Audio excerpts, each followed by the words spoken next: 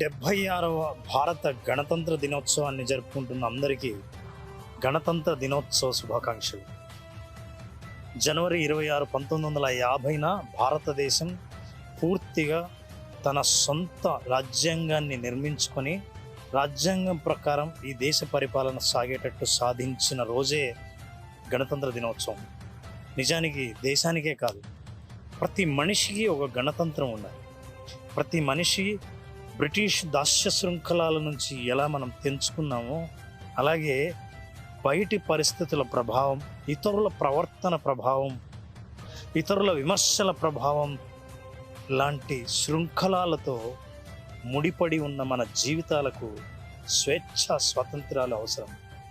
మన సొంత ఆలోచనలపైన, మన సొంత నిర్ణయాలపైన జీవించే హక్కును కలిగి, విమర్శ లేకుండా, కంప్లైంట్ లేకుండా, బ్లేమ్ లేకుండా మన జీవితాన్ని సాగించే రోజున వ్యక్తిగతంగా మనం స్వాతంత్రాన్ని అలాగే గణతంత్రాన్ని కూడా సాధించిన రోజు అవుతుంది. ఆ రోజు కోసం ఎదురు చూద్దాం. ఆ రోజు మన జీవితపు గణతంత్ర దినోత్సవాన్ని జరుపుకుందాం. All the best.